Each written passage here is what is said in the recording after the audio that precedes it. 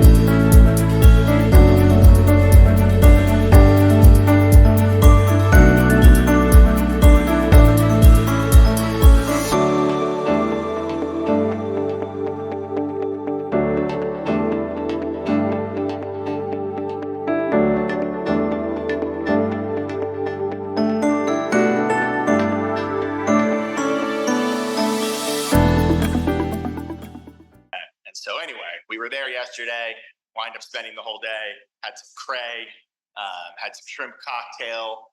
That's the kind of wine this is. So beach weather, warm weather, and this wine, really great combination. And we've carried this now. I was looking back. This was one of our original imported wines.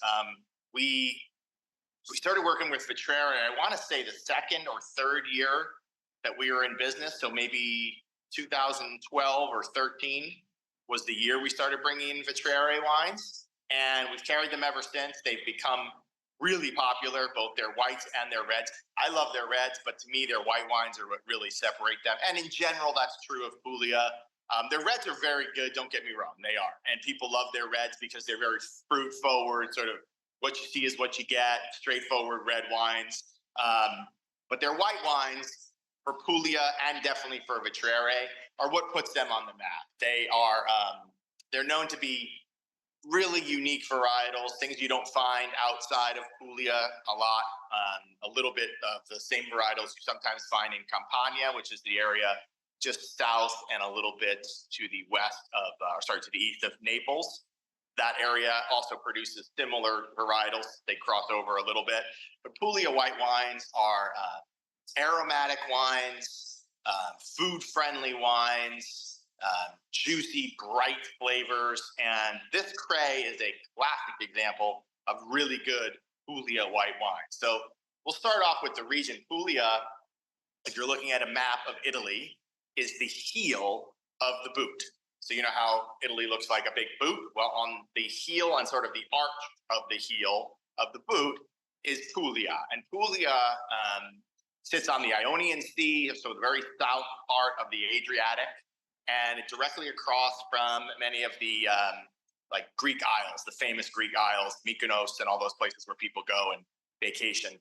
So a lot of the culture, a lot of the architecture is reminiscent of Greece. And so, as you can imagine, warm, beautiful blue sea, white buildings, kind of strikingly beautiful area.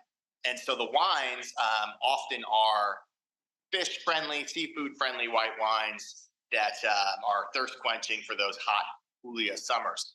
In Puglia, there's several different regions. And I've tasted my way through several different producers, and I have yet to find one. I've tasted a handful now, probably a dozen or so of the smaller good producers in Puglia.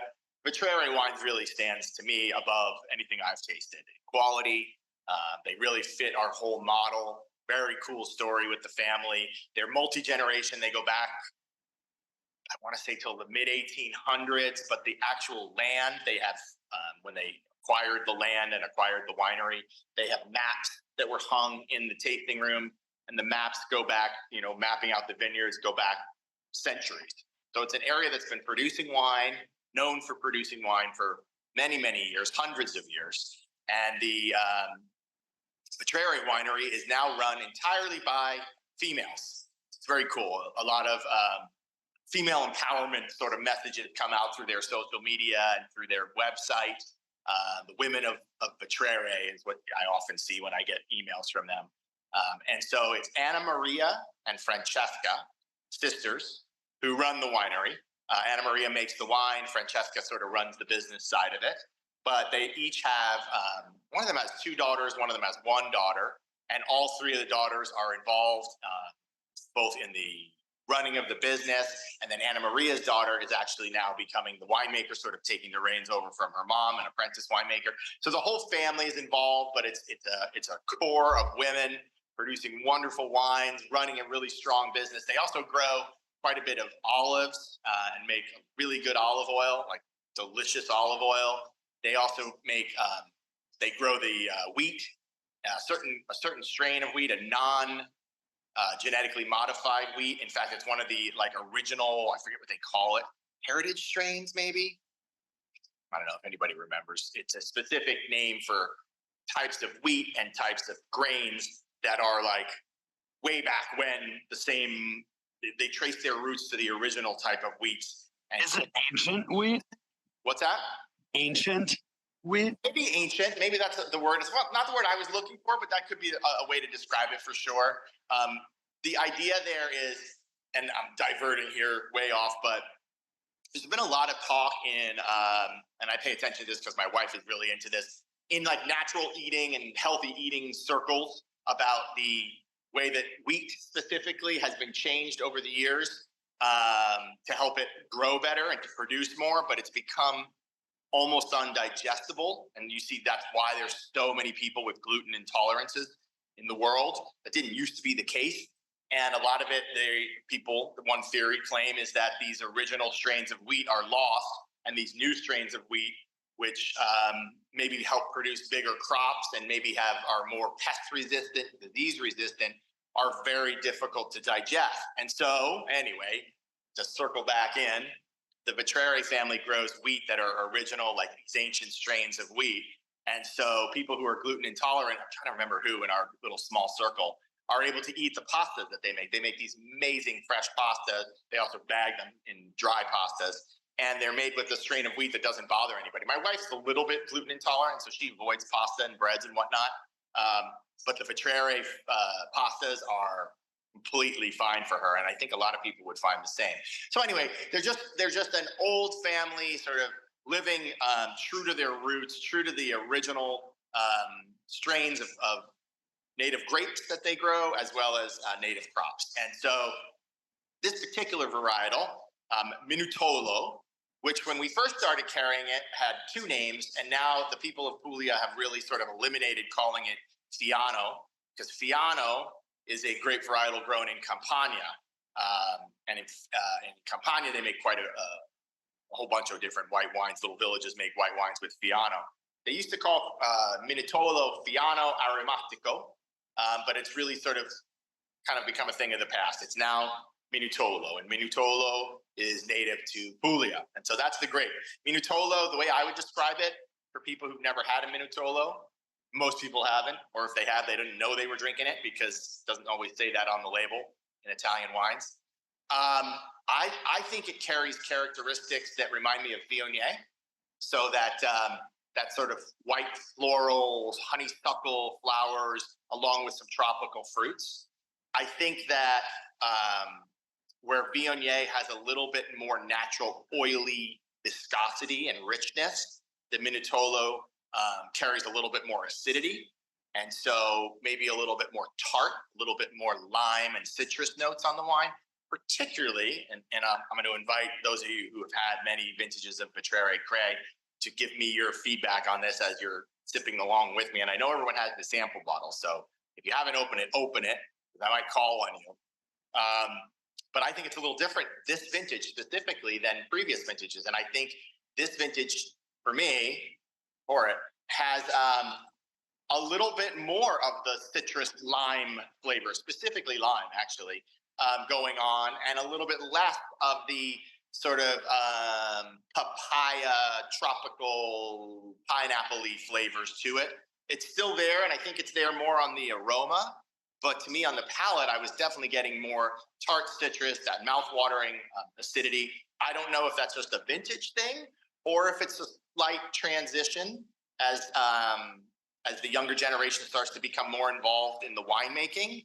Perhaps they're harvesting the grapes with a little less fruit sugar, sort of following in line with the low alcohol, high acidity white wine trend that really the entire world has sort of fallen under, producing white wines that are in the 12 to 13% range. This one's 12.5.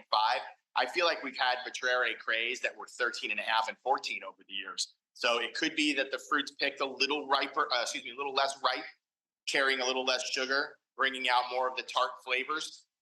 Or it could just be the vintage. Maybe 2022 was a slightly cooler year. I'm not sure, but I definitely got a little bit more of the citrus notes on this wine. So swirling it in the glass, the color is beautiful. I would describe it as pale yellow.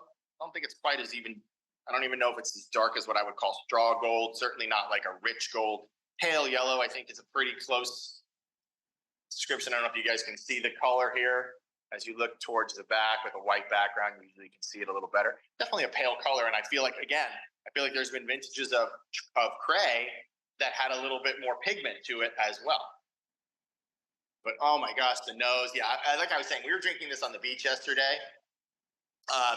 And it was so delicious. It was almost like drinking juice on the beach. It's hard to believe that there's any alcohol in it. It's so refreshing, so tasty.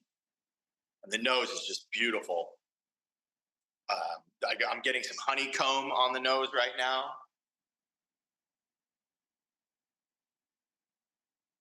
I am getting a little tropical fruit. I don't know if it's papaya or I don't think it's pineapple. I eat a lot of pineapple. I'm usually pretty sharp with picking up pineapple on the nose of a wine, but there's something tropical, maybe papaya. But oh wow, yeah. Sides of my cheek are literally salivating from the acidity. So it's got that tartness that really pulls together the flavors of the honey and of the floral. Everything kind of comes together, and it gets a little more focused with that acidity. It's not as broad across your palate. It really comes together nice and sort of lean on the back end, which for a wine like this is not easy because the Minutolo grape, as I was saying, not maybe as rich as oily as Viognier, but definitely a more full-bodied white wine in general, the Minutolo grape. So to have that kind of acidity to make it a little lean and crisp on the finish is really nice. Makes it particularly refreshing. I put a food pairing, I hope I did. Yeah, the shrimp salad. So I do this salad usually with like a Bibb lettuce or a softer lettuce, maybe butter lettuce, and grilled shrimp kebabs. And I baste the kebabs right as they're just about done, as they're about to come off the grill, with like a mango chutney, which is made with like honey and chopped mango and a little bit of cilantro and a little bit of white wine vinegar that I whip together to give it nice viscosity, and then brush with apply with a little barbecue brush on those skewers, and those shrimp over a nice fresh salad with this wine. Summertime pleasure. But I can also remember, and I think you guys who've been around for a while can probably remember, we've released Vitrere.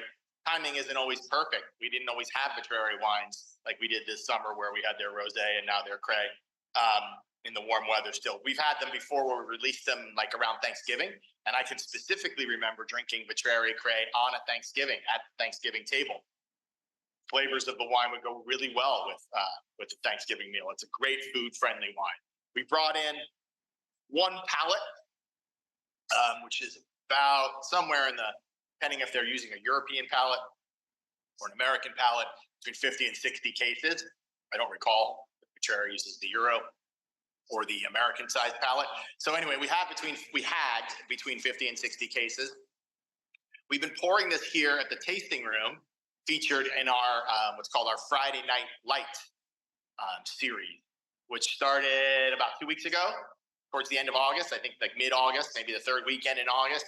Each Friday night, we're doing a special lineup where you get 4 different really friendly summer thirst-quenching whites, because we know that San Diego is going to be hot for August and September, and it's been really popular, the Friday Night Whites, and this wine has been stealing the show, possibly because I don't think we've poured this in a couple of years at the tasting room, and so having this on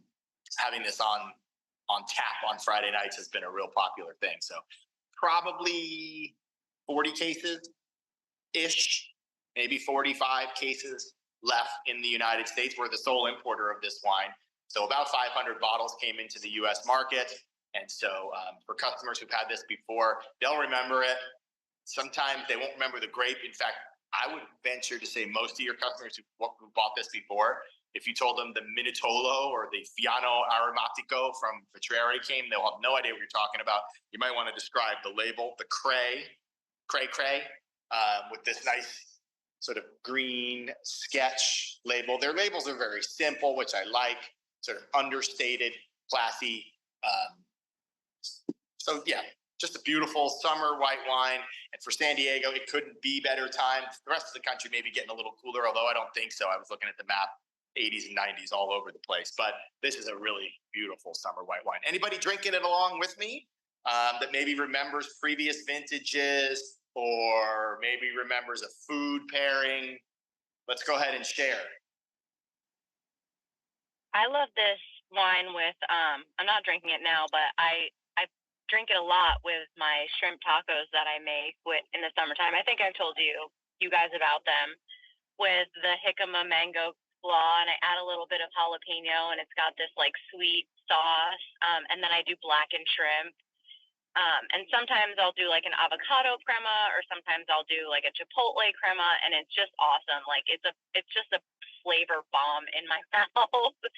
And I make those all year round. Remy doesn't eat meat, so we do a lot of different fish things. I've also had it with, I want to say, macadamia crusted halibut that I did one time. And that was awesome as well. So yeah, like anything just like light and fresh, it goes really well with. I love that. And I do remember you talking about your shrimp tacos. Can you share that? Will you share that with like the group? Maybe throw it on the sticker thread or the text thread, whatever, the recipe, because I remember you talked about it one time, and I think I tried to make it, and I don't know that I did it as good as you made it sound. Do you use soft tacos, soft shells like flour or corn? Or I do flour because I like flour, but also the Trader Joe's has those whole wheat ones that are like the tiny, Sonora style whole wheat ones. And like, I'm not typically like a really, like sweet person, but it goes really well with the shrimp tacos as well. Or if you're doing low carb, they have the jicama shells, which is awesome at Trader Joe's. So yeah, I mostly do soft. Nice. Yeah. I'll share the recipe. Cool. Super easy. I like flour tortillas with shrimp tacos specifically, and fish tacos in general. I mean, I love a crunchy corn shell, but I usually do that with like ground beef or chicken. So with shrimp and fish, I really like a good fresh flour tortilla, and that sounds amazing. Shrimp tacos with this, yeah, yummy. Anybody else want to jump in or talk about a previous vintage versus this one? I feel like there's some good differences between previous vintages and this vintage.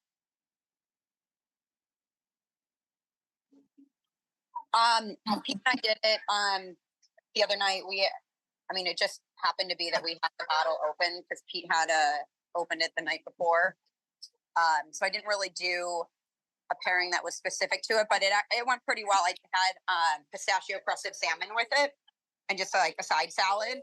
So I think really anything out of the ocean with it is a good idea. But I would say previous vintages for me, I think were a little bit too like rich, a little too heavy. This one, I think, just had more freshness to it. It wasn't as like cloying on your palate. Yeah. Like I would say previous vintages, absolutely more like that rich Viognier style. But I thought this, trying to remember a similar Viognier, but like just kind of a little bit lighter on your palate. Was kind of my impression of it. Yeah, for sure. And I think maybe the acidity is definitely has to do with that. It makes it feel very refreshing. I agree with Meredith. I've always remembered the cray being almost like ripe melon, and that's not typically my favorite, but this one absolutely blew my socks off. I'm definitely ordering it on my wine allowance. It was the best cray we've ever had. Yeah, I think for knowing your palate a little bit, Beth, not surprising that this is your favorite cray. It's definitely not as tropical, not as full. It's a crisper, cleaner, a little more tart, delicious. And I think that's why it's going so well in the tasting room too, because it is hot and you come in and have a glass of this. I mean, I'm sitting here. There's no reason why I need to pour myself a second sip. It's 9:30 in the Monday morning. But it's so good, it's hard not to. It's so refreshing. So, all right. Well, I'm glad you guys all enjoyed it. Lots of good food recipes. Danielle, looking forward to you sharing that recipe. I'm going to make those tacos. All right. Last week, top consultant. Great job, you guys. Last week we had a 4-day week with Monday being Labor Day holiday. So only 4 sales days, and we had 3 people crushing it over 8,000. Meredith, great work. 8,018. And I think, Meredith, you were flying on Tuesday, so a 3-day week for you, actually. Missy, great job, 99.24. Jonathan, awesome stuff, 10,017 in a 4-day week. So really good stuff last week. Keep rolling with it. I don't have my available inventory here in front of me, but man, do we have so many good wines. I can't really even pull my brain together about all the different varieties, but certainly there's not a white wine drinker in any of our customer base or new customers or anything that doesn't have a very perfect selection from our inventory of what they would love. There's just about every style and flavor and price range of a white wine available right now. And so white wine season certainly is still strong, but then obviously all the reds we have too. So it should be a fun week to get going and get some of this cray into people's glasses, on people's tables who haven't had this before, because people, when they taste this wine for the first time, are blown away by it. It's so unique. It's so exotic and sort of different than any other white wine I can describe. The Viognier comparison, that was even a stretch back when the style was a little richer. It's definitely a stretch now, but I can't think of any other grape varietal that it reminds me of. It's certainly not as grapefruity, crunchy, tight acidity as a Sauv Blanc. It's really nothing like a Chardonnay as far as flavor profile or mouthfeel or anything Chardonnay-like about it. So it's just a unique sort of exotic white wine that I think anybody gets in their glass, they fall in love with it.